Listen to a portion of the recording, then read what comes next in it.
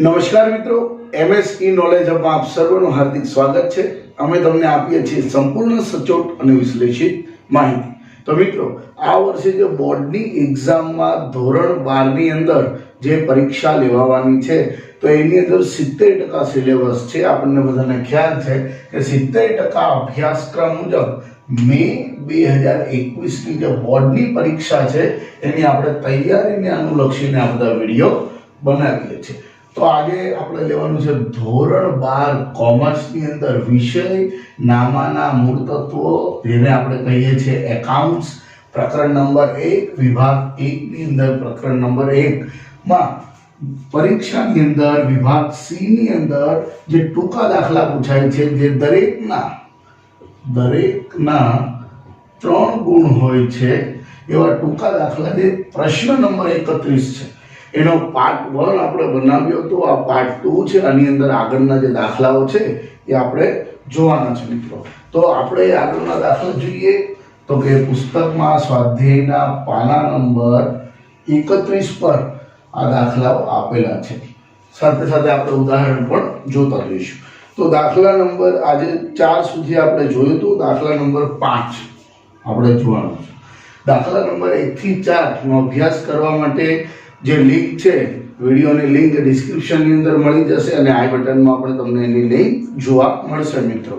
અથવા તો આપણા ચેનલના YouTube ચેનલની અંદર જે પ્લેલિસ્ટ બનાવ્યું છે એકાઉન્ટ્સ કોમર્સ, ધોરણ 12 કોમર્સ એકાઉન્ટ્સની અંદર જઈને પણ તમે વિડીયો જોઈ શકો છો। અને હા મિત્રો, તમે ચેનલ પર નવા હો તો ચેનલને સબસ્ક્રાઇબ કરી લેજો, કારણ કે આપણે બોર્ડ સુધીની એક પરીક્ષાલક્ષી સંપૂર્ણ તૈયારી એકાઉન્ટ સ્ટેટ ઇકોનોમી કરાવવાના છીએ મિત્રો। તો આપણે જોઈએ દાખલા નંબર 5।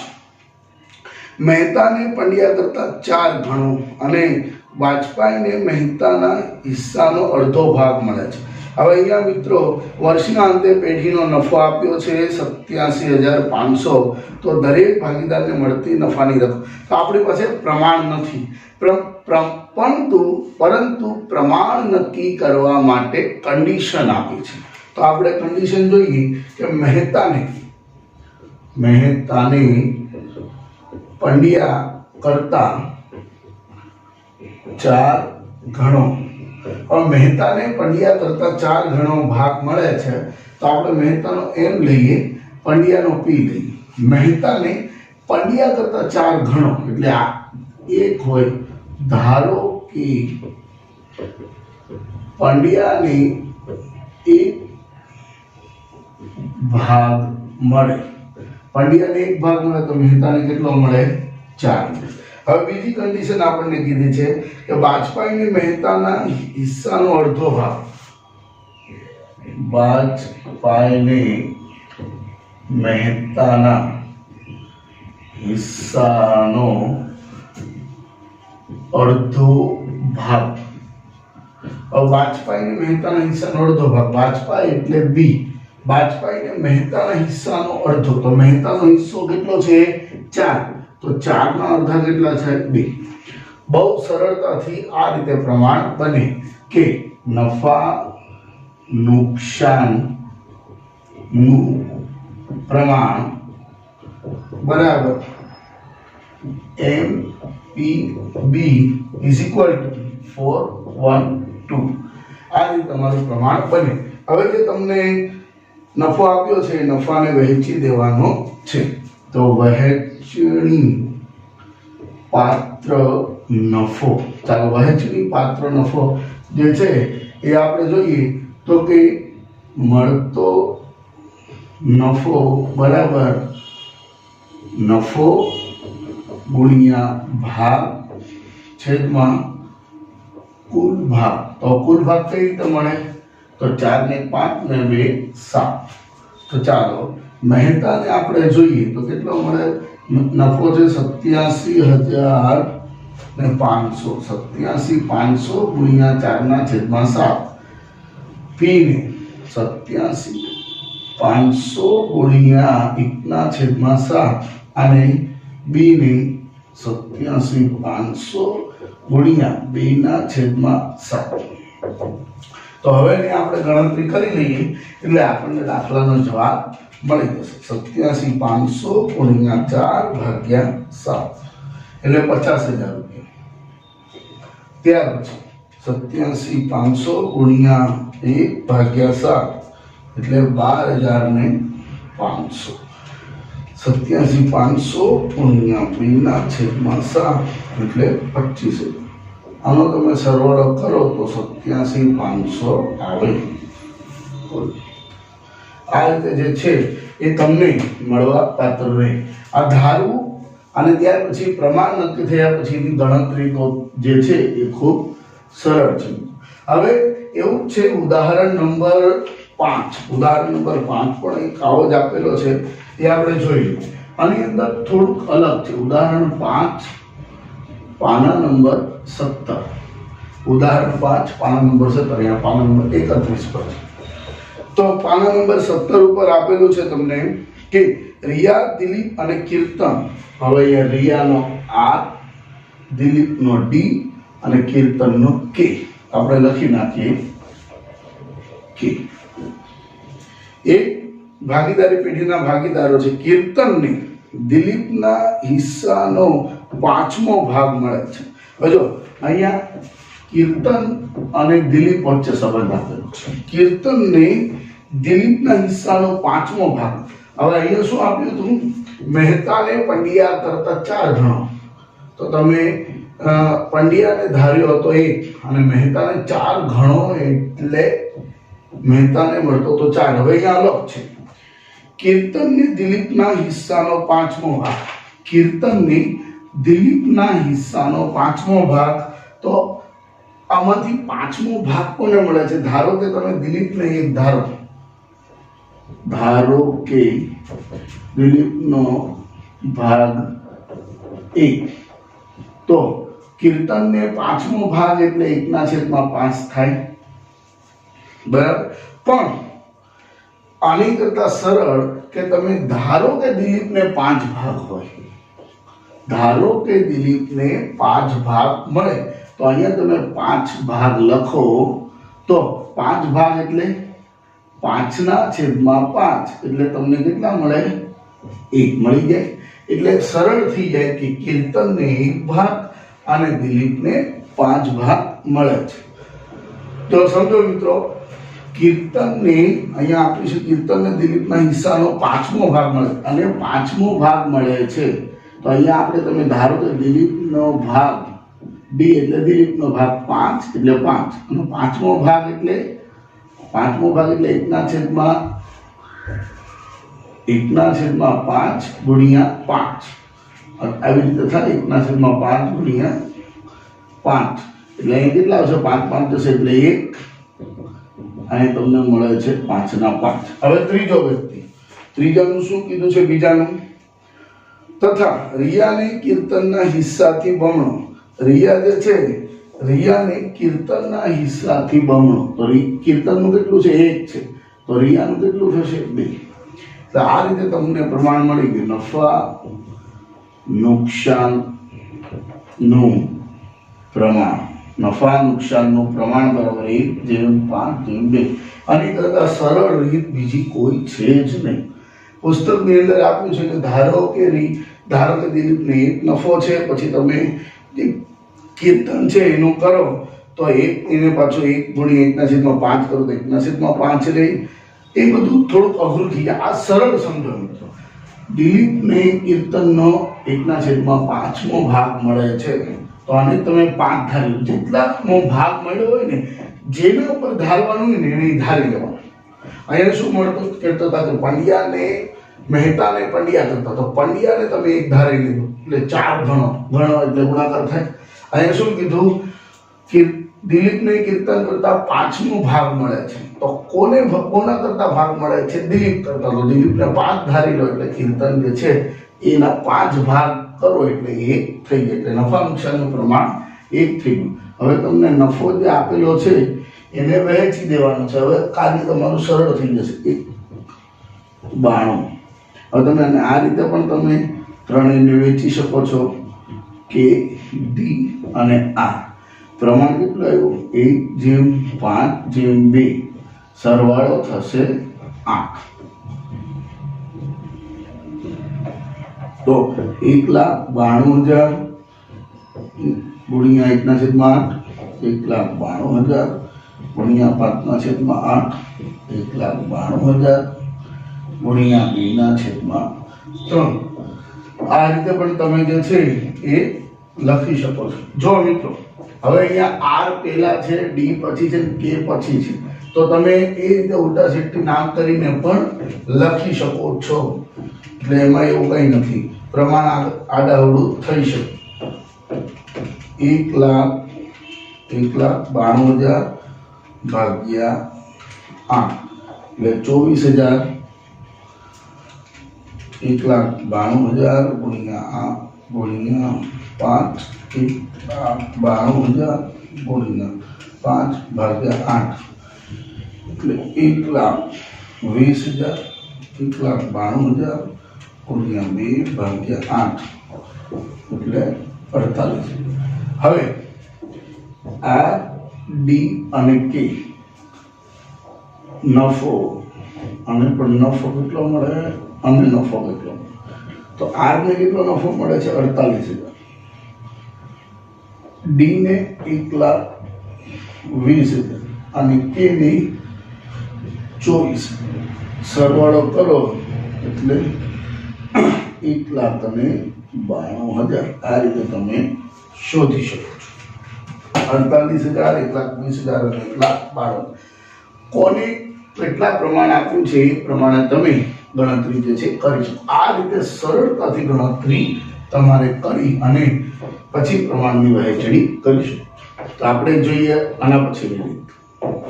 હવે જોઈએ મિત્રો, આપણે આગળનો દાખલો જોઈએ તો દાખલા નંબર 6. દાખલા નંબર 6 ની વાત કરીએ તો શીલા, સુરભી અને સંકેતની ભાગીદારી પેઢીનો 1,35,000 નફો 3/2/3 ના પ્રમાણમાં વહેંચવાને બદલે ભૂલથી 2/1/3 ના પ્રમાણમાં વહેંચેલ છે. આ ભૂલ સુધારણા મૂડી ખાતે કઈ અસર આપવી પડે? એટલે કે ભૂલ સુધારણા નોંધ છે. હવે ભૂલ સુધારણા નોંધ તમે ધોરણ 11 ની અંદર શીખી ગયા છો કે ભૂલ સુધારણા નોંધ પાકા સર્વેને અસર કરતી ને પાકા સર્વેને અસર ન કરતી. તો આ છે કહેવાય પાકા સર્વેને અસર ન કરતી, કારણ કે એકની જગ્યાએ બીજી જે ભૂલ થઈ છે. ખરેખર તમારી જે મૂડી પર જે આ નફો છે, નફાની વહેંચણી જે છે, નફો તો વહેંચાયો છે પણ ખોટી રીતે વહેંચાયો છે. તો આના માટે કોષ્ટક આપણે બનાવવું પડશે. તો એના માટે પેલી છે વિગત.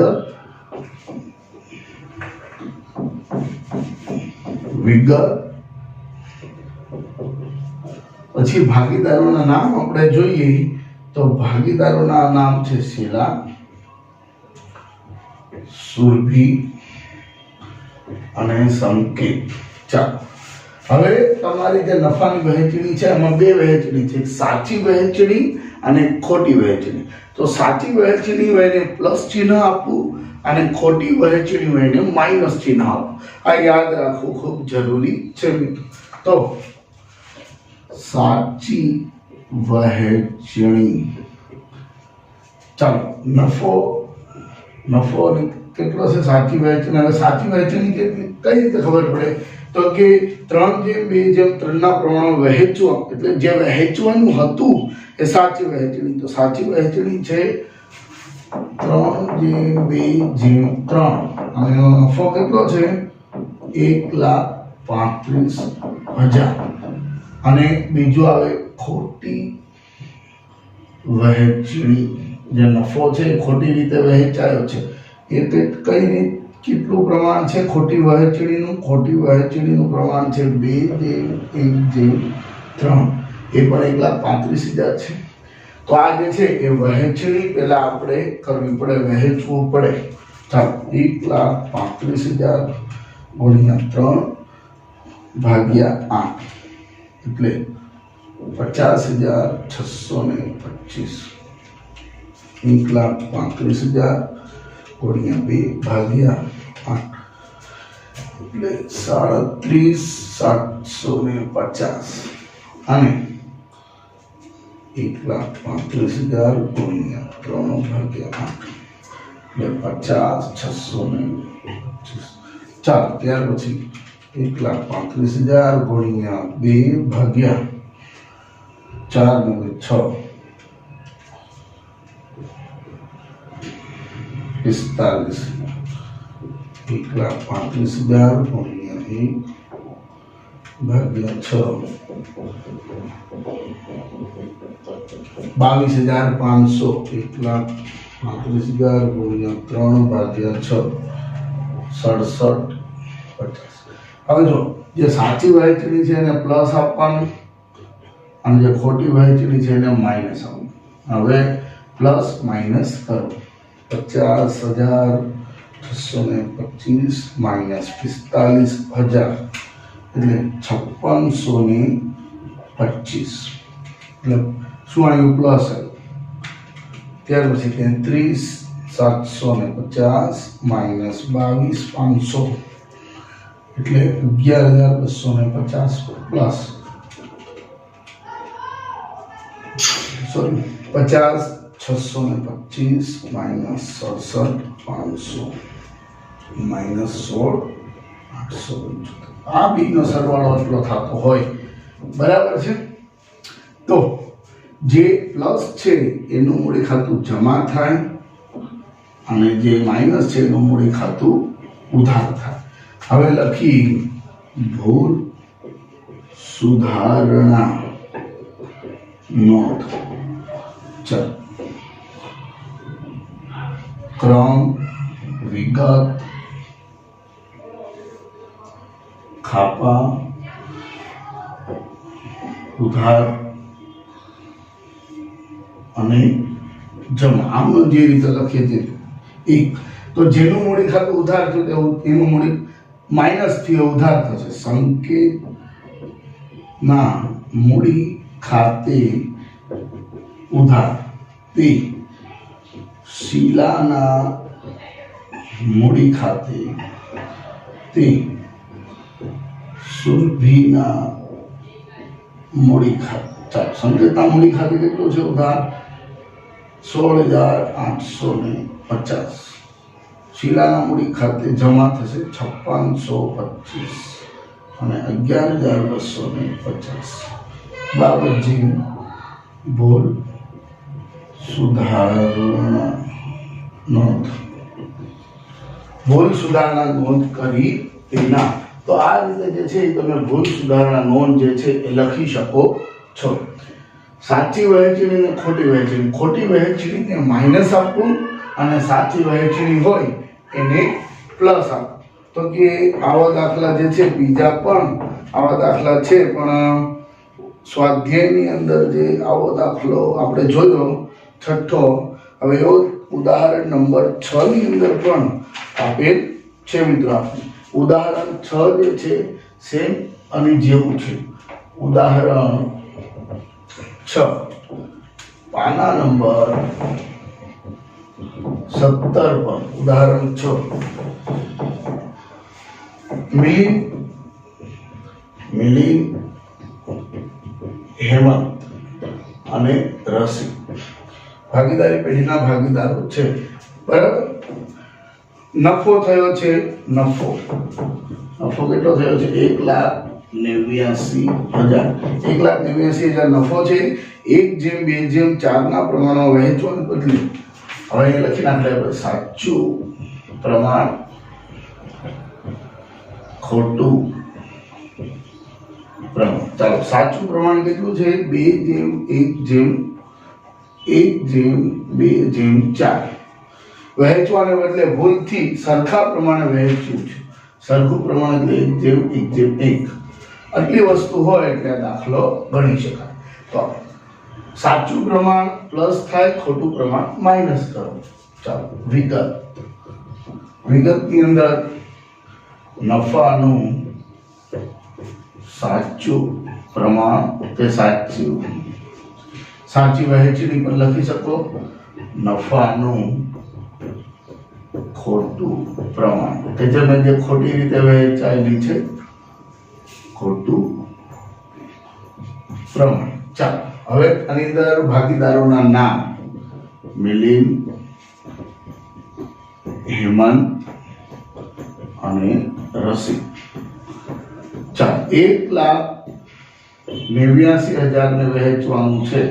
1,89,000 ને અહીંયા છે 1/2/4 ના પ્રમાણમાં વહેંચવાનું છે મિત્રો આપણને. તો 1,89,000 ગુણ્યા 1/7 એટલે 27,000. 1,89,000 ગુણ્યા 2/7 એટલે 54,000. 1,89,000 ગુણ્યા 4/7 એટલે 1,08,000. હવે સરખા હિસ્સે વહેંચવાનું એટલે 1,89,000 ભાગ્યા 3 એટલે 63,000 અને 63,000. ખોટું છે એને માઇનસ, સાચું છે તેને પ્લસ. તો આપણે 27,000 માઇનસ 63,000 એટલે 36,000 માઇનસ 54,000 માઇનસ 63,000 એટલે 9,000 માઇનસ 1,08,000 માઇનસ 63,000 એટલે 45,000. એટલે ઉધાર માઇનસ છે ને ઉધાર અને પ્લસ છે તેને જમા. 1 મિનિટ બેટા હાલો. સોરી મિત્રો, થોડું વચ્ચે ડિસ્ટર્બન્સ થઈ ગયું હતું કે આપણે સૌપ્રથમ તો સાચું પ્રમાણ જે છે એના પ્રમાણે વહેંચ્યું અને સાચું પ્રમાણ જે વહેંચ્યું હોય એને પ્લસ આપવું. જે ખોટું પ્રમાણ છે કે ખોટી વહેંચણી છે એ ખોટી વહેંચણી સરખા પ્રમાણે છે એટલે એને માઇનસ આપ્યું અને પછી ઊભું પ્લસ માઇનસ કરો એટલે જે માઇનસ આવે એને ઉધાર કરવું અને જે પ્લસ આવે એને જમા કરવું. હવે આપણે એની ભૂલ સુધારણા નોંધ લખીએ તો કે જેનું માઇનસ છે તે ઉધાર થશે એટલે મિલિંદ ના મૂડી ખાતે ઉધાર, હેમંતના મૂડી ખાતે ઉધારથી રસિકના મૂડી ખાતે. ચાલો રસિકના મૂડી ખાતે કેટલા થશે? જમા છે 45,000, અહીંયા ઉધાર છે 36,000 અને અહીંયા ઉધાર છે 9,000 એટલે 9 અને 36 45 થશે. બાબત છે ભૂલ સુધારણા નોંધ. બરાબર, આ રીતે જે છે તમે ભૂલ સુધારણા નોંધ જે કરી શકો છો. આવી ભૂલ સુધારણા નોંધ 3 બાબતની થાય છે. એક છે નફાની ખોટી વહેંચણી થઈ હોય તે, બીજી મૂડી પર વ્યાજની ખોટી વહેંચણી અને ત્રીજી ઉપાડ પર ખોટી વ્યાજની વહેંચણી જે થાય છે એની. તો નફાની જે વહેંચણી છે એમાં જે સાચું પ્રમાણ છે એને પ્લસ અને ખોટું પ્રમાણ છે તે માઇનસ. એવી રીતે મૂડીની વહેંચણી જે થાય છે એમાં પણ સાચું પ્રમાણ એને પ્લસ અને ખોટું પ્રમાણ છે તે માઇનસ. આ રીતે જે છે આ વહેંચણી આપણે કરી 3 ગુણની અંદર પૂછાય છે.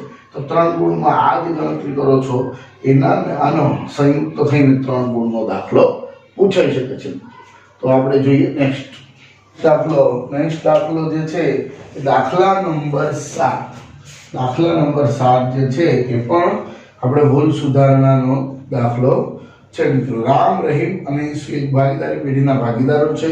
1/4/2016 ના રોજ તેમની મૂડી અનુક્રમે 60,000, 40,000 અને 50,000 હતી. વર્ષના અંતે નફાની વહેંચણી કર્યા પછી માલુમ પડ્યું કે મૂડી પર 6% લેખે વ્યાજ ગણવાનું રહી ગયું છે.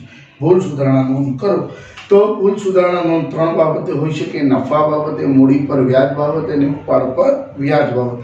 તો આ દાખલો જે છે એ મૂડી પર વ્યાજ બાબતનો છે. તો આની અંદર પણ આપણે કોષ્ટક બનાવીશું વિગત. હવે ભાગીદારના જે નામ છે રામ, રહીમ અને ઈસુ. ચાલો વિગતની અંદર પહેલા આપણે લખી દઈએ મૂડી આપણને આપી છે. મૂડી પર વ્યાજ સીધું નથી આપ્યું, મૂડી આપી છે એટલે આપણે મૂડી લખી નાખીએ 60,000, 40,000 અને 50,000.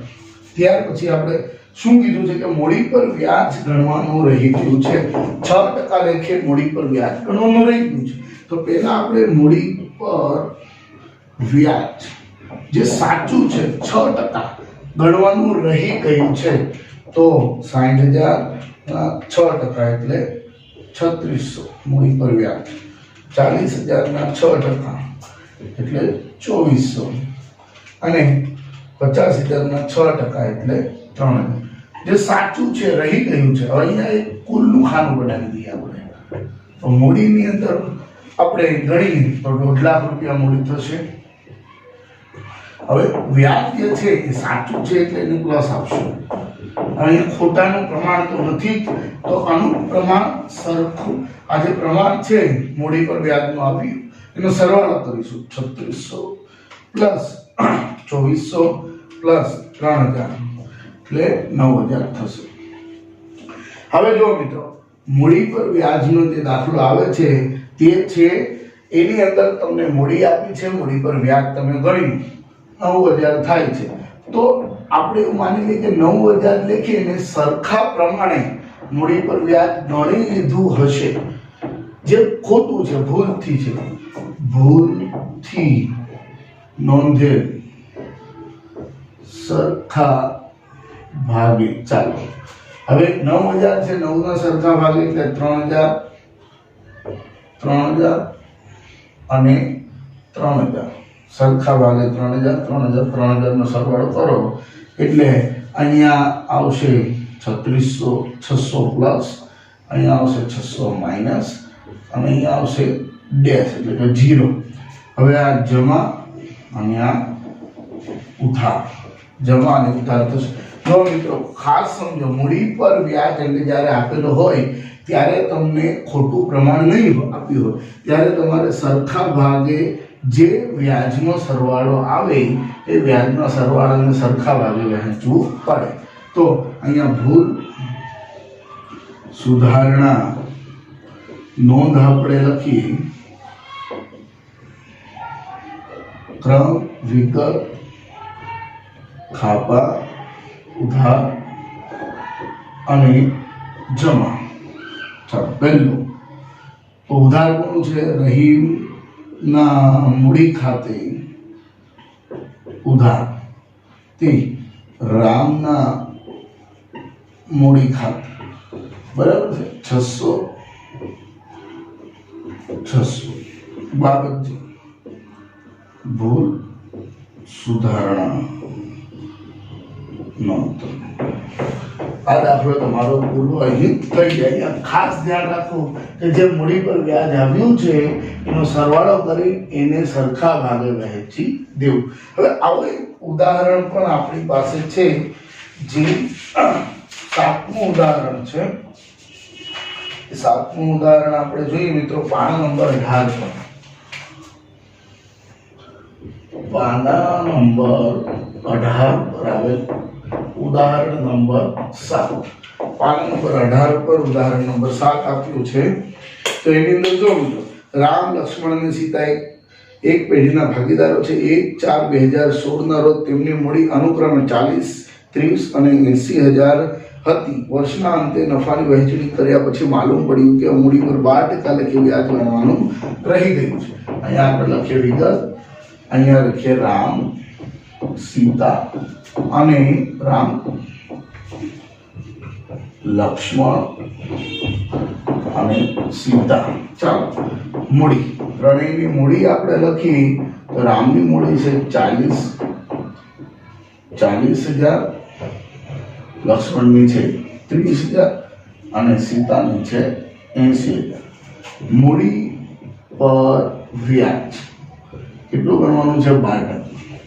12% લેખે વ્યાજ ગણવાનું છે. તો 40,000 ના 12% એટલે 4800, 30,000 ના 12% એટલે 3600 અને 80,000 ના 12% એટલે 9600 અને અહીંયા આવશે કુલ. ચાલો કુલ સાચું પ્રમાણ છે એટલે વહેંચાવું જોઈએ તો સરવાળો કરીએ 4800 પ્લસ 3600 પ્લસ 9600 એટલે 18000 રૂપિયા થાય.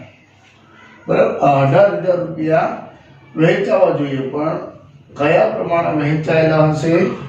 ભૂલથી સરખા પ્રમાણે વહેંચાયેલા હશે. તો આજે ભૂલથી નોંધેલ સરખા ભાગે એટલે કે 1:1:1 પ્રમાણમાં 18000 ને વહેંચી દઈએ.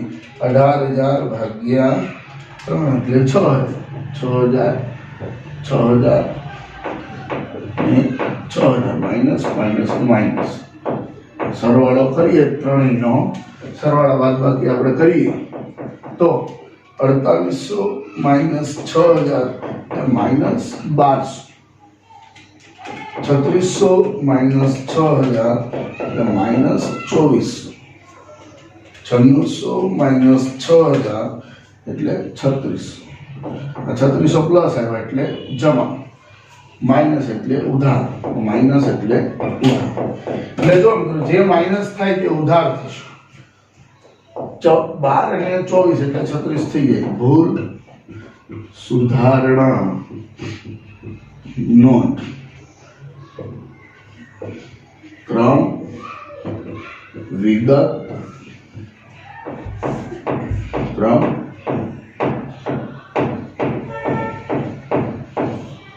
ખાપા ઉધાર અને જમા. પહેલું, રામ ના મૂડી ખાતે ઉધાર,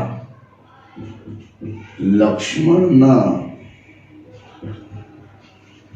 મૂડી ખાતે ઉધાર, તે સીતાના મૂડી ખાતે. ચાલો 1200 2400 કેટલા થશે? 3600. બાબતજી ભૂલ સુધારણા નોંધ. આ રીતે તમે જે છે એ લખી શકો છો.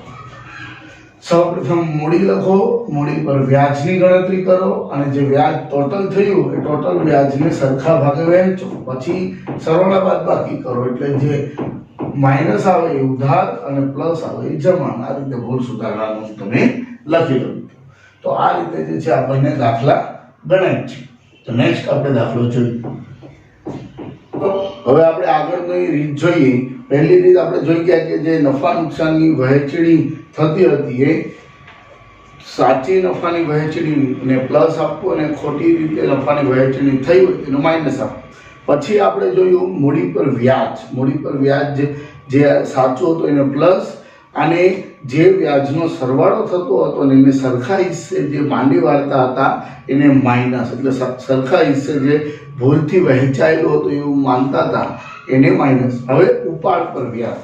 તો ઉપાડ પર વ્યાજની ગણતરી માટે પણ આ જ રીતે જે છે આપણે સોલ્યુશન કરીશું. એના માટે જે છે દાખલા નંબર 8. દાખલા નંબર 8 આપણે જોવાનો છે. લતા, ગીતા અને પ્રવીણા એક ભાગીદારી પેઢીના ભાગીદાર છે. નફાની વહેંચણી કર્યા પછી માલુમ પડ્યું કે ઉપાડ પર વ્યાજ અનુક્રમે 2700, 1200 અને 1500 ગણવાનું રહી ગયું છે. એટલે આ વ્યાજ ગણાવવું જોઈએ. બરાબર છે મિત્રો? એટલે ગણવાનું રહી ગયું છે. જો મિત્રો શરૂઆતની મૂડીમાં નફો પ્લસ થાય અને મૂડી પર વ્યાજ પણ પ્લસ થાય અને ઉપાડ પર વ્યાજ જે છે એ શરૂઆતની મૂડીમાંથી માઇનસ થતું હોય છે. તમે જો એનું આપણે મૂડી ખાતું જુઓ તો તમને ખ્યાલ આવે કે જમા બાજુ પર મૂડી અને નફો અને મૂડી પર વ્યાજ આવે ને ઉધાર બાજુ પર ઉપાડ અને ઉપાડ પર વ્યાજ આવે. તો અહીંયા આપણે જોઈએ તો વિગત, ત્યાર પછી ભાગીદારોના નામ જોઈએ તો કે લતા, ગીતા અને પ્રવીણા. હવે આપણે જોઈએ તો કે ભાઈ ઉપાડ પર વ્યાજ આપણને આપ્યું છે. ઉપાડ પર વ્યાજ. હવે આ ઉપાડ પર વ્યાજ જે છે એ ગણવાનું બાકી છે એટલે સાચું પ્રમાણ છે. સાચું જે છે તે તો આપણે એમાં જોઈએ તો કે 2700 1200 અને 1500. હવે આનો કુલ સરવાળો આપણે કરવો પડે. 2700, 1200 અને 1500. તો આનો કુલ સરવાળો આપણે કરીએ.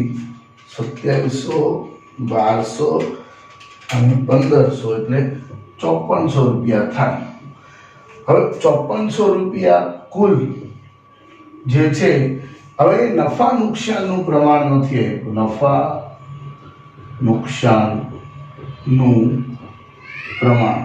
નુકસાનનું પ્રમાણ નથી આપ્યું એટલે કેટલું હોય? 1:1.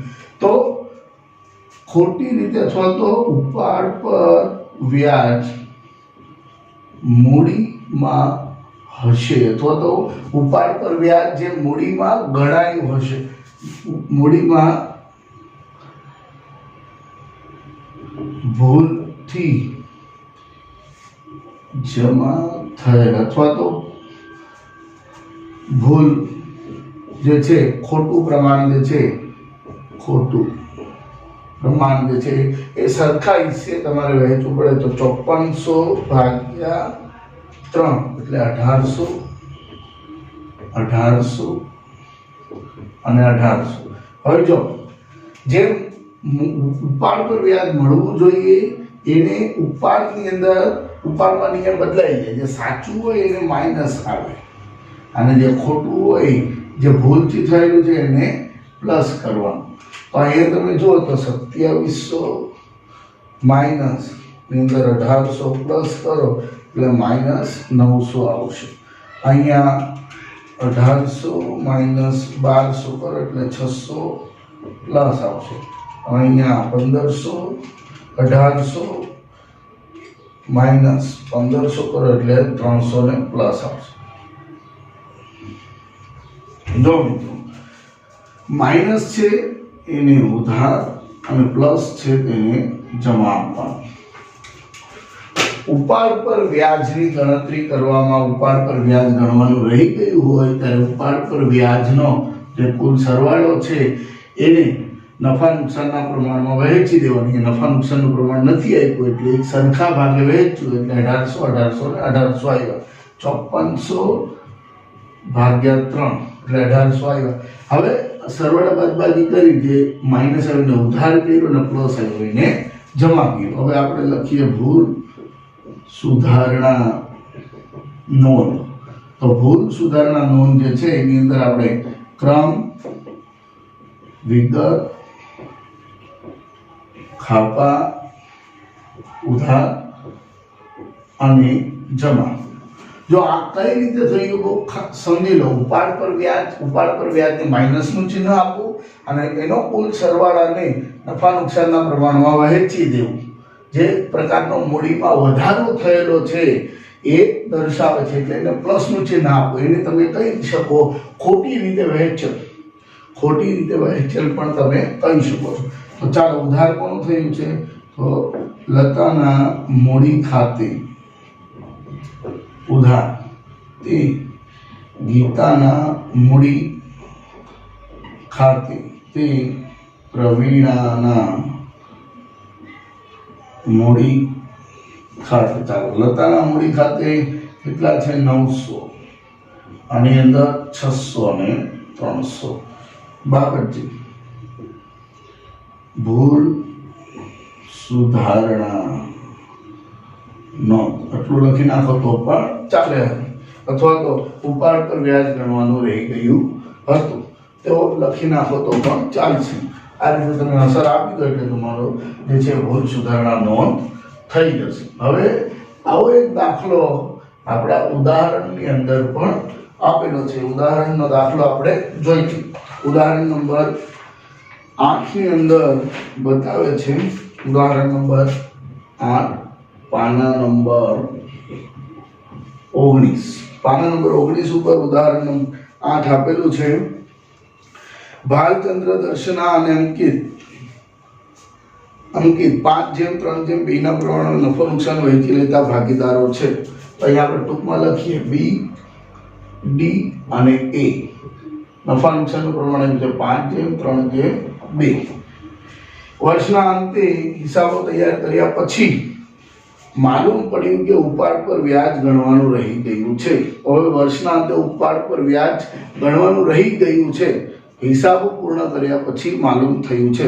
તો ઉપાડ પર ઉપાડ આપ્યો છે તો સેમ આ રીતે આપણે લખીશું વિગત અહીંયા બી ડી અને એ ઉપાડ પર વ્યાજ. ચાલો ઉપાડ પર વ્યાજ છે પહેલું છે ઉપાડ પર વ્યાજ 1000 800 અને 600 અને ચોથી વસ્તુ બનાવવાની કુલ.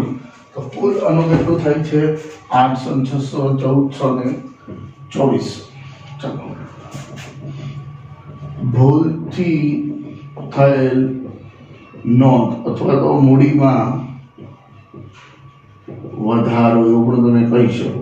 હવે 2400 ને નફા નુકસાનના પ્રમાણમાં વહેંચવાનું છે 5:3:2 ના પ્રમાણે. 2400 ગુણ્યા 5 ભાગ્યા 10 એટલે 1200.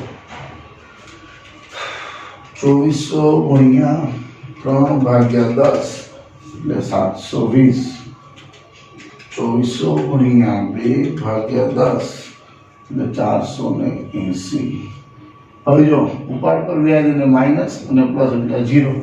Minus minus minus. ઉપાડ પર વ્યાજને માઇનસનું ચિહ્ન આપવું અને જે ભૂલથી થયું હતું એને પ્લસ આપવું.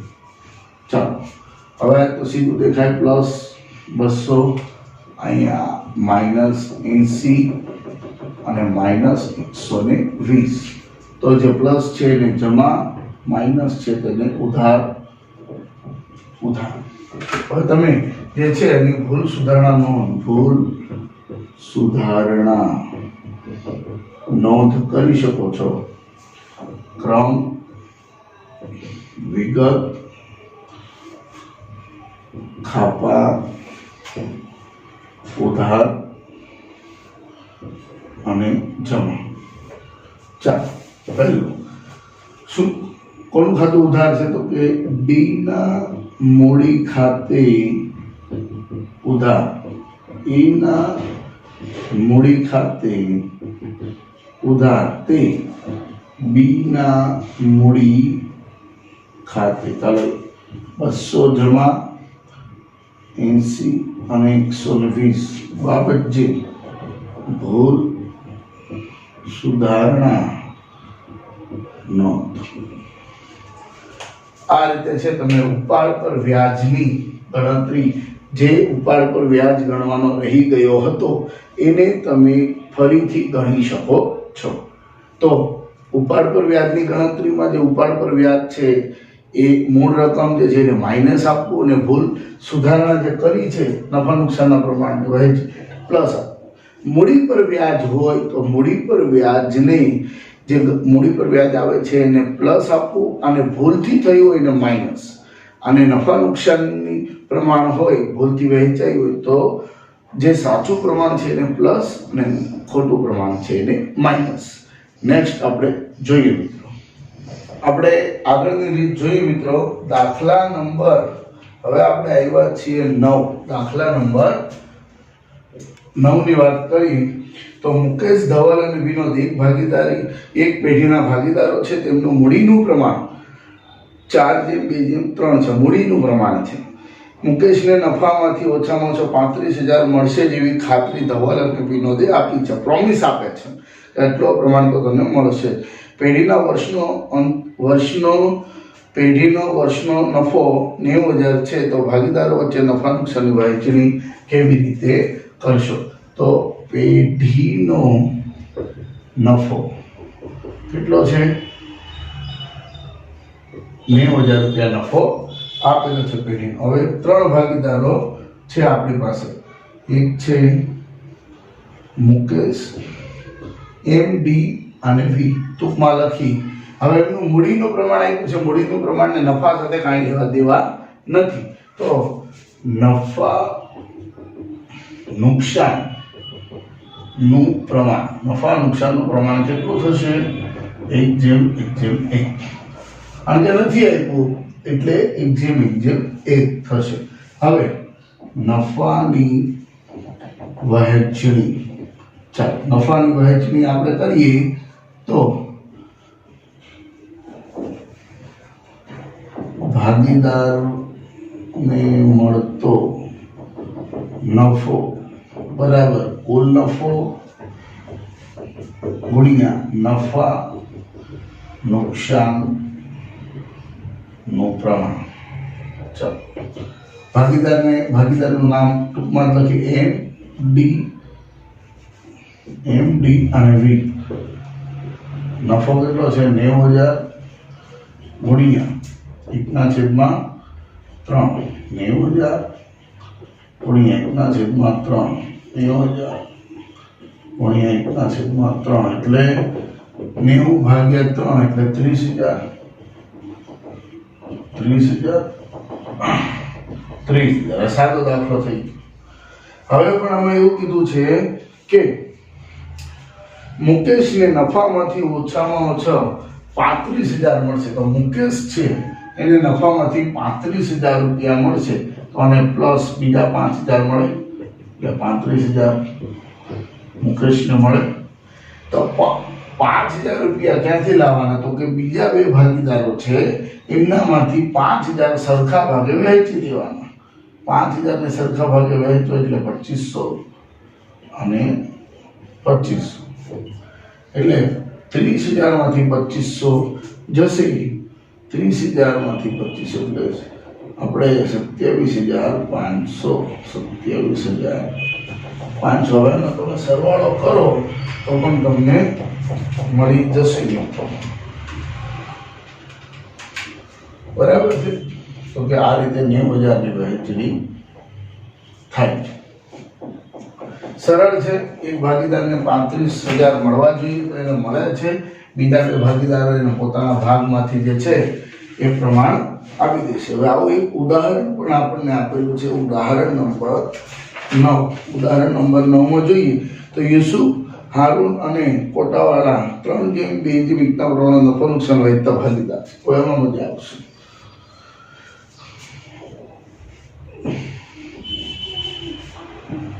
ઉદાહરણ નંબર 9 પાના નંબર 19. આની અંદર આપેલું છે યુસુફ, હારૂન અને કોટા. નફા નુકસાનનું પ્રમાણ છે. નફા નુકસાન પ્રમાણ કેટલું આપેલું છે? 3:2 નફા નુકસાન પ્રમાણ આપેલું છે. કોટાવાળાને નફામાંથી ઓછામાં ઓછા 36,000 મળશે જેવી ખાતરી યુસુફ હારૂને આપી છે. પેઢીનો નફો કેટલો થઈ ગયો? પેઢીનો નફો 1,80,000.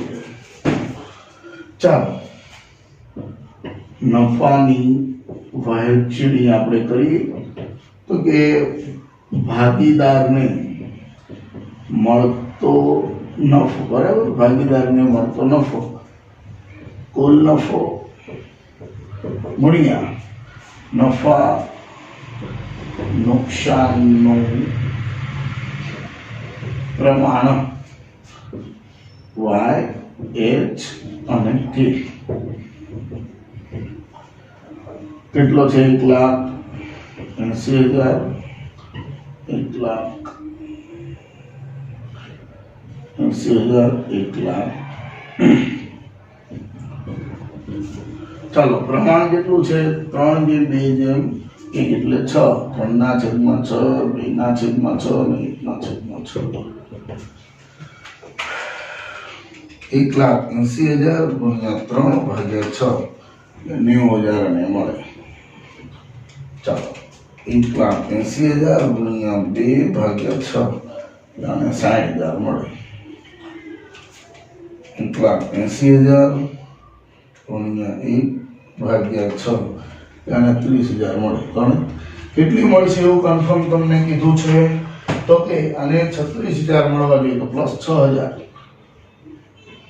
તો 36,000 જે છે એ કોટાવાળાને મળશે. તો 6,000 જે છે એ આપણે બંને વચ્ચે વહેંચાશે. 6,000 યુસુફ અને હારૂન કેટલા વચ્ચે? 3:2 ના પ્રમાણે 6,000 ગુણ્યા 3/5 અને 6000 ગુણ્યા 2/5 આપણે જોઈએ ગણતરી કરીએ તો 6000 ગુણ્યા 3/5 એટલે 3600 અને 6000 ગુણ્યા 2/5 એટલે 24 એટલે 3600 માઇનસ 24 90,000 માઇનસ 3600 90,000 માઇનસ 3600 કરો એટલે 86,400 અને 60,000 માઇનસ 2400 એટલે 57,600 આ રીતે જે છે એ સંપૂર્ણ વહેંચણી જે છે એ થશે મિત્રો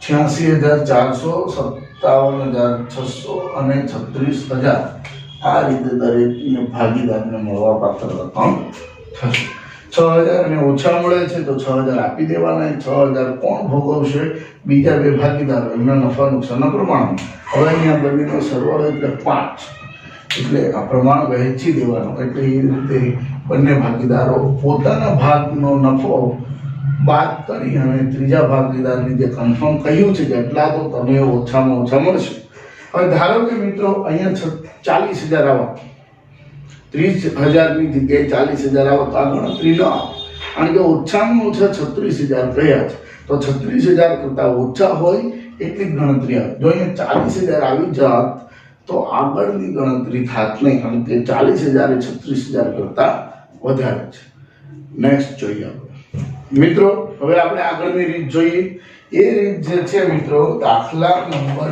10 ની અંદર પૂછાતી જે રીત છે એ આપણે જોઈએ તો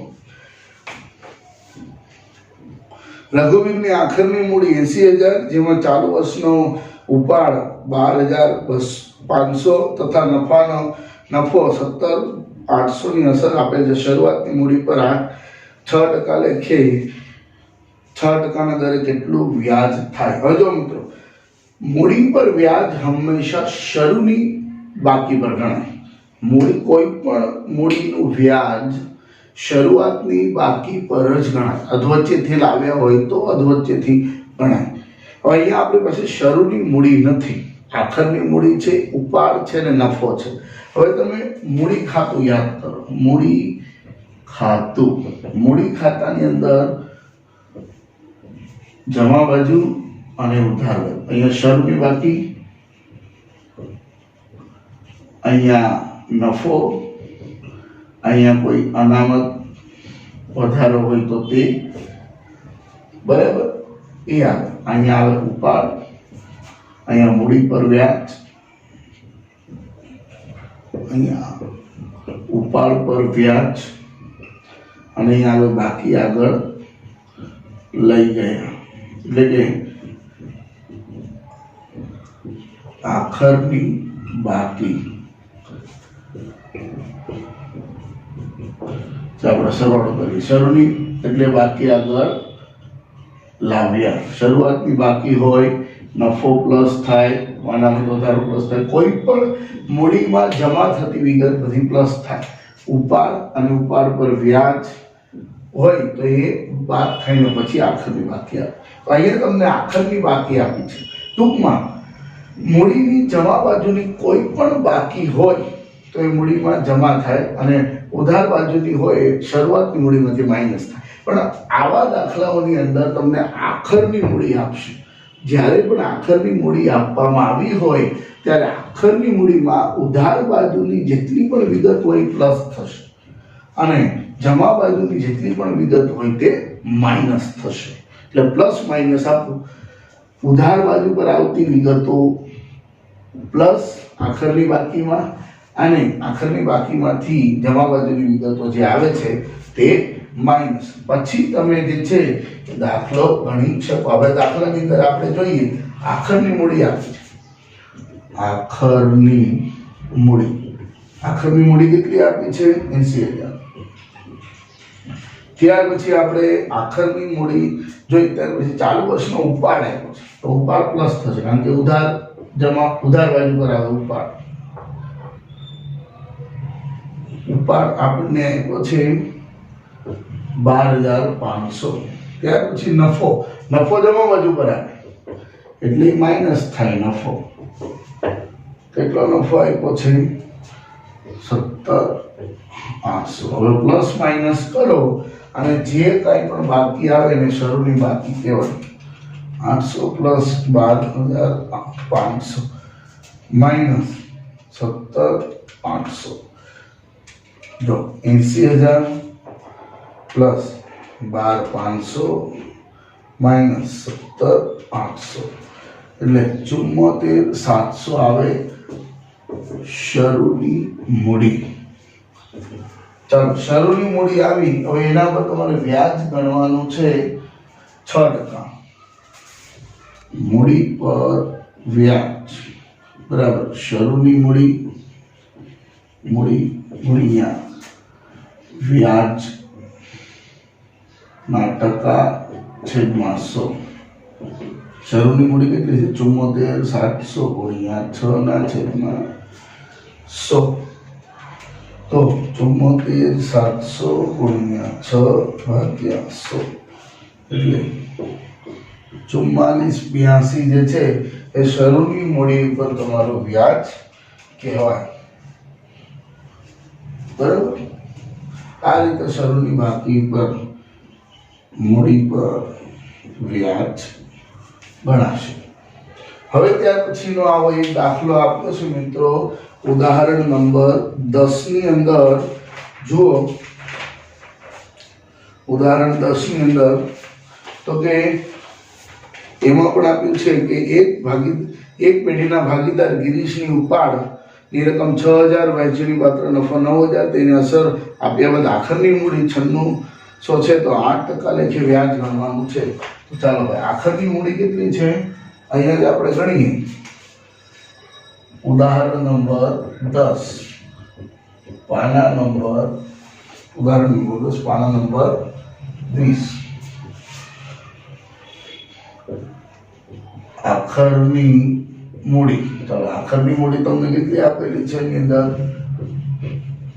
96,000 પ્લસ ઉપાડ પર વ્યાજ હોય તો પ્લસ કરવાનું 6,000 માઇનસ નફો આપ્યો છે તો નફો કેટલો આપ્યો છે 9,000 તો પ્લસ માઇનસ કરો એટલે તમને મળી જશે 96,000 પ્લસ 6,000 માઇનસ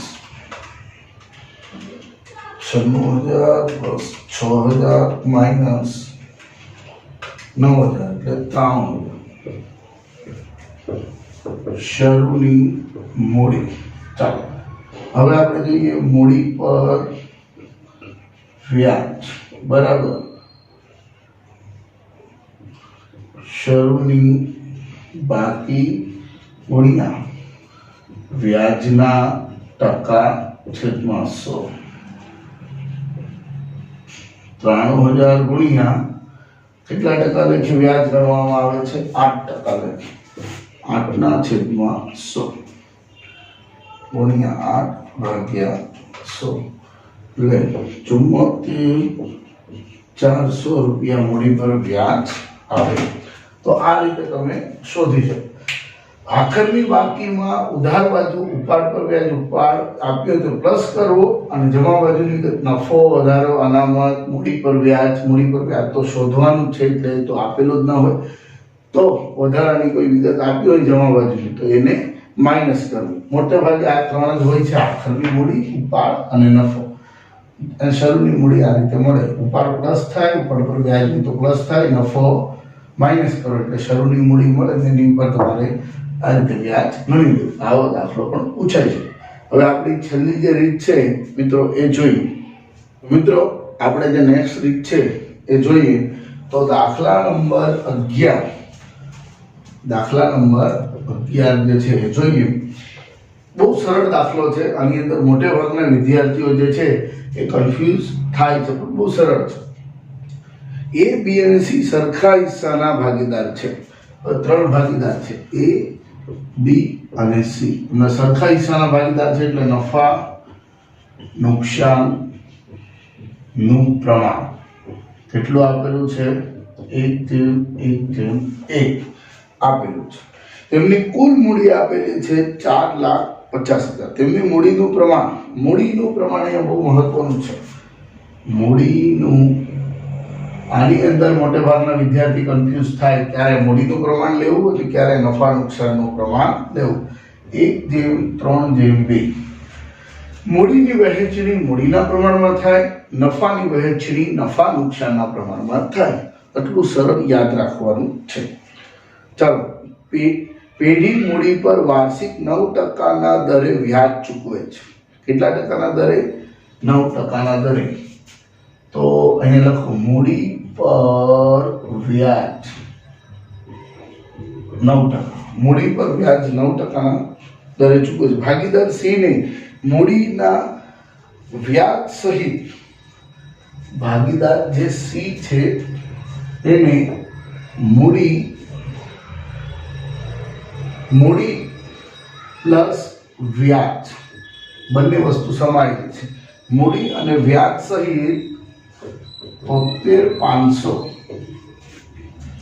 મળ્યા છે. તો એ અને બી ને મૂડીના વ્યાજ સહિત કેટલા રૂપિયા મળે? આ સંપૂર્ણ દાખલો છે. નફા નુકસાનનું પ્રમાણ 1/1/1 છે. મૂડીનું પ્રમાણ 1/3/2 છે. મૂડી પર વ્યાજ 9% છે. સી ભાગીદારને મળે છે 73,500. એની અંદર મૂડી પણ છે અને વ્યાજ પણ છે. તો હવે આપણે કોષ્ટક બનાવવું પડે. એના માટે બહુ સરળ છે, ઈઝી છે. વિગત ભાગીદાર એ, બી અને સી. પહેલા આપણે લખી દઈએ મૂડી. મૂડી કેટલી છે? 4,50,000. 4,50,000 મૂડી છે. તો મૂડીનું પ્રમાણ શું છે એના પ્રમાણે મૂડી વહેંચાય 1/3/2. તો મૂડી જે છે એને પહેલા આપણે વહેંચી દઈએ. ચાલો, 4,50,000 ગુણ્યા 1/6 75,000. 4,50,000 ગુણ્યા 3/6 2,25,000. 4,50,000 ગુણ્યા 2/6 1,25,000. આ મૂડી. હવે મૂડી પર વ્યાજની ગણતરી આપણે કરી શકીએ. મૂડી પર વ્યાજ કેટલા ટકા લખે છે? 9%. તો આની પર મૂડીની શરૂઆતની બાકી આ છે. તો આની પર વ્યાજની ગણતરી થાય કે થાય?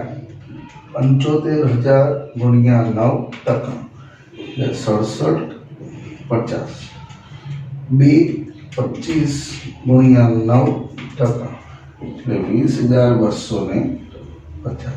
1,50,000 ગુણ્યા 9% 13,500. આટલી માહિતી આપણને મળી. હવે જો મૂડી પર વ્યાજ આપણી પાસે છે. ઓકે, હવે અહીંયા લખી નાખીએ આપણે નફો. નફો આપણી પાસે છે અત્યારે, નફો નથી તો નફાનું ખાલી રહેવા દઈએ. હવે અહીંયા લખી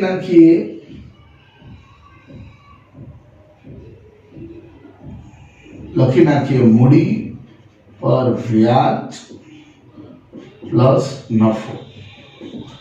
આની અંદર આ જે રકમ આપેલી છે એ મૂડી પર વ્યાજ અને નફા સહિતની રકમ છે. ઓકે, ભાગીદારને મૂડી પર વ્યાજ પ્લસ નફો બંને રકમ અહીંયા મળે છે.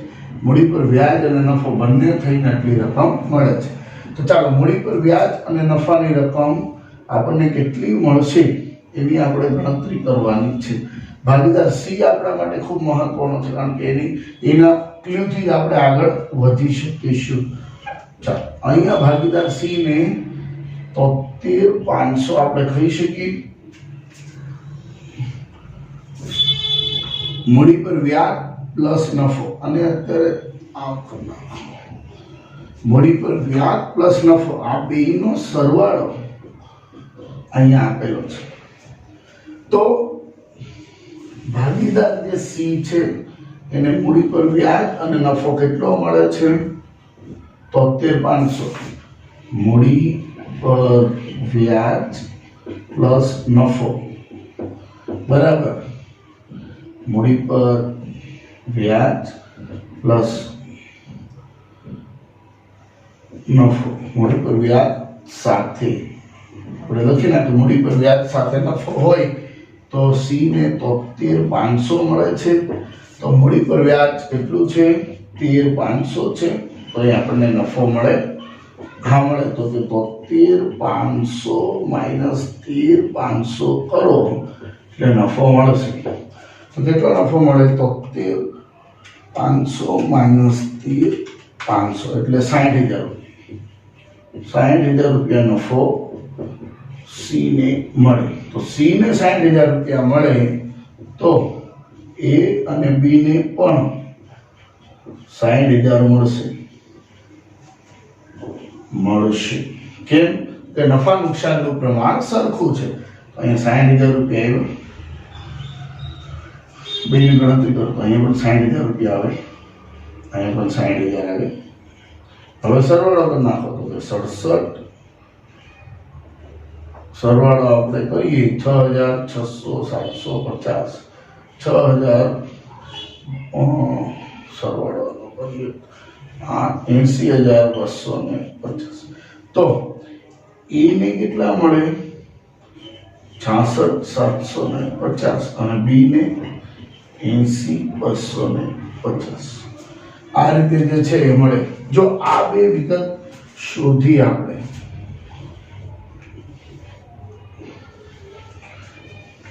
સી ને 73,500 મૂડી પર વ્યાજ સાથે નફો મળે છે તો મૂડી પર વ્યાજ કેટલું છે? 13,500 પ્લસ નફો નથી આપણી પાસે 73,500 માંથી 13,500 જાય તો તમને નફો મળે એ નફો સી ને જો 60,000 નફો મળતો હોય તો નફા નુકસાનનું પ્રમાણ સરખું છે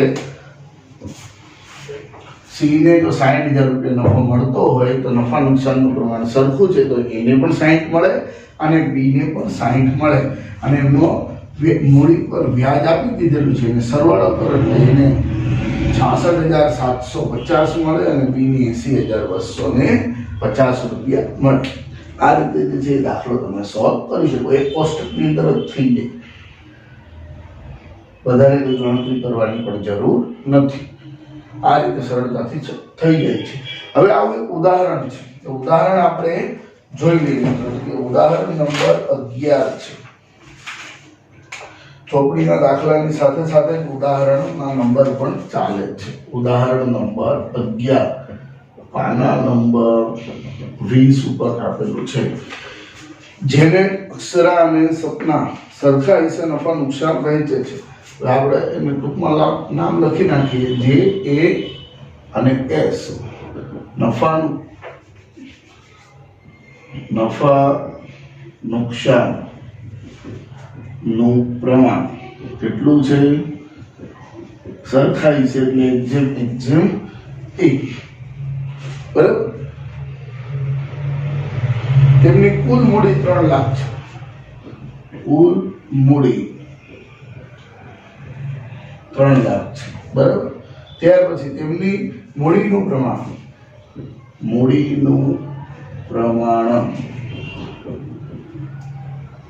2:3:5 છે મૂડી પર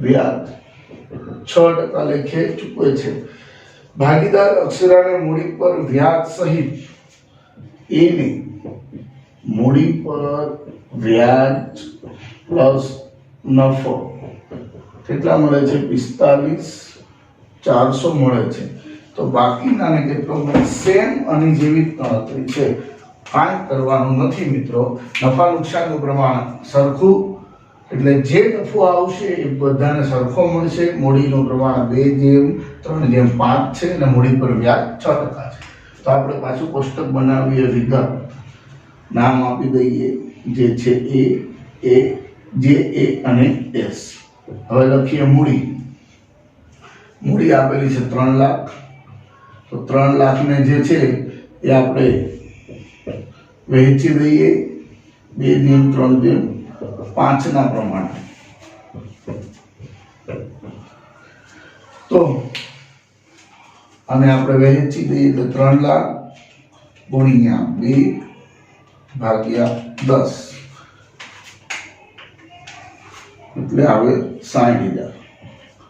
તો 3 લાખ ગુણ્યા 3/10 એટલે 90,000. 3 લાખ ગુણ્યા 5/10 એટલે 1,50,000. બરાબર. હવે મૂડી પર વ્યાજ કેટલા ટકા છે? 6%. 60,000 ના 6% એટલે 3600. 90,000 ના 6% એટલે 5400. 50,000 ના 6% એટલે 90,000 પ્લસ નફો. ચાલો નફો નથી આપ્યો, કાંઈ વાંધો નહીં, નફો નથી આપ્યો તો મૂડી પર વ્યાજ સાથે નફો કોઈ એકનું આપ્યું છે, એનું આપ્યું છે. કેટલું છે? 45,400. ચાલો તો આ રકમ તમે આ પ્લસ થાય, આ રકમ શોધી શકો છો. એનો મૂડી પર વ્યાજ સાથે નફો બરાબર મૂડી પર વ્યાજ પ્લસ નફો. ચાલો કેટલો છે? 45,400. મૂડી પર વ્યાજ કેટલું છે? 5400. તો નફો શોધી શકાય? તો કે હા, નફો બરાબર 45,400 માઇનસ 5400 એટલે નફો તમને મળી જશે. 45,400 માઇનસ 5400 એટલે 40,000 જે છે નફો. અહીંયા 40,000 રૂપિયા આવે. તો માટે એને 40,000 નફો મળે તો જે અને એસ ને પણ 40,000 નફો મળે. કેમ? કે નફા નુકસાનનું પ્રમાણ સરખું છે. 40,000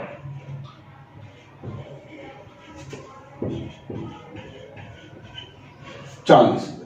ચાલો 40,000 એટલે 43,600 અને 49,000. તો આ રીતે જેને 43,600 અને એસ ને 49,000 રૂપિયા મળે. આ રીતે મિત્રો તમે જે છે એ મૂડી પર વ્યાજ અને નફા સહિત કોઈ એક ભાગીદારનો આપ્યો હોય, આનું આપેલું છે, આ રકમ આપેલી છે, એના આધારે તમે શોધી શકો છો.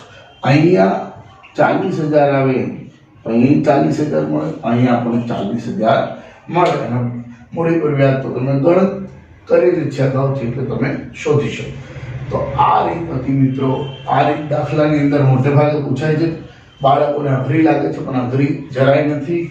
સૌપ્રથમ મૂડી લખી નાખો, મૂડી પર વ્યાજ લખી નાખો, નફાની જગ્યા મૂકી દો, મૂડી પર વ્યાજ સહિત નફો જે ભાગીદારનો આપે એ લખો, અને મોટી રકમમાંથી નાની રકમ બાદ કરો એટલે તમને એ મળી જશે. એ નફો સરખા હિસ્સે વહેંચાય છે એટલે બંને બાજુ સરખો બરાબર આવશે. પછી સરવાળો કરી નાખો એટલે તમને મળી જશે. અથવા તો આ પ્રમાણે ગણતરી કરવું હોય તો પણ લખો. એનો મૂડી પર વ્યાજ સહિતનો નફો, મૂડી પર વ્યાજ પ્લસ નફો, એટલે અહીંયા આપેલો છે. આ નફો બાદ કરો એટલે આ મૂડી પર વ્યાજ કુલ રકમમાંથી બાદ કરો એટલે નફો મળે. બાકીનાને નફો જે છે એ સરખા ભાગે મળે છે. તો મિત્રો આ હતા આપણા ટૂંકા દાખલા જે પરીક્ષાની અંદર વિભાગ સી માં 31મો દાખલો પૂછાવાનો હતો. એવા બધા જ દાખલા આપણે કર્યા છે. વિડીયો બનાવ્યો છે પાર્ટ 1 અને પાર્ટ 2. તો આને બહારના દાખલા મિત્રો આવી ન શકે. દરેકે દરેક પ્રકારના 11 પ્રકારના દાખલા પૂછાય છે. 11 પ્રકારના દાખલા આપણે ગણાવ્યા છે. હવે હવે પછીનો જે છે એ આપણે પછીના લેક્ચરની અંદર પછીનો આનો ક્રમ જે છે આપણે જોઈશું મિત્રો. 32મા દાખલાની અંદર કે આગળનું જે ચેપ્ટર આવતું હોય એ પ્રમાણે આપણે એને ગણતરી કરીશું. આ વિડીયો તમને ગમ્યો હોય તો લાઈક કરો, વિદ્યાર્થી મિત્રોમાં બને એટલું વધુમાં વધુ શેર કરો અને આવો જ સંપૂર્ણ એકાઉન્ટ્સનો અભ્યાસ કરવા માટે ચેનલને સબસ્ક્રાઇબ કરો. ચેનલ પર નવા હો તો પણ ચેનલને સબસ્ક્રાઇબ કરો. જૂના મિત્રો હો તો જૂના મિત્રો વિડીયો જોઈ રહ્યા હો તો વિડીયોને લાઈક કરી દો, જેથી કરીને મને મોટિવેશન મળશે. અને આપણી જે ચેનલ છે એ સંપૂર્ણ નિઃશુલ્ક છે. આપણે એકાઉન્ટ સ્ટેટ કોપી એના લેક્ચર આની ઉપર મૂકવાના છીએ અને તમને આપવાના છીએ. વાર્ષિક હિસાબ હોય કે પછી સંભાવના હોય એ સરળમાં સરળ શબ્દ ભાષાની અંદર તમને સમજાય એ રીતે આપણે અહીંથી રજૂ કરવાના છીએ મિત્રો. તો ચેનલ ઉપર બન્યા રહેજો, ચેનલને સબસ્ક્રાઇબ કરી નાખજો ના કરી હોય તો. અને મિત્રો તમારું ધ્યાન રાખજો, સ્વસ્થ રહો, ખુશ રહો. મળીએ આપણે નેક્સ્ટ વિડીયોમાં. ત્યાં સુધી બાય બાય, જય શ્રી કૃષ્ણ.